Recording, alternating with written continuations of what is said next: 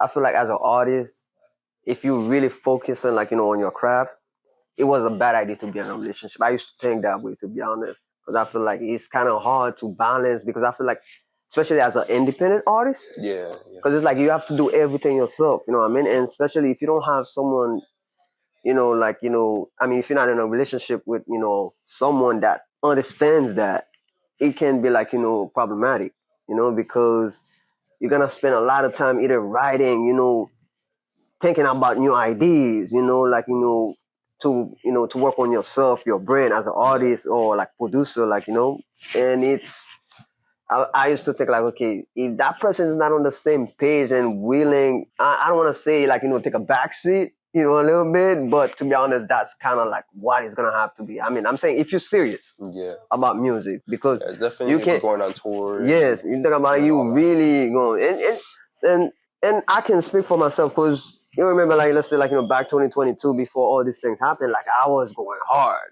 You know what I mean? Yep. I was going hard, like, to my own shows, my own listening parties, you know what I mean? I was going crazy, and I know, and I was in a relationship at the time, you know what I mean? And I'm not going to lie, it's like, it did affect it some kind of way, you know what I mean? Babe, another show? Yeah, yes, it did affect, like, the relationship some kind of way, you know what I mean? So, but at the same time, also, I be feeling like, okay, let's say you focus so much, like, on music, and then you kind of, like, I'm not going to say ignore, but push everybody else around you that loves you. To the point where I'm like, let's say you make it, and like, damn, do you want to make it and be lonely?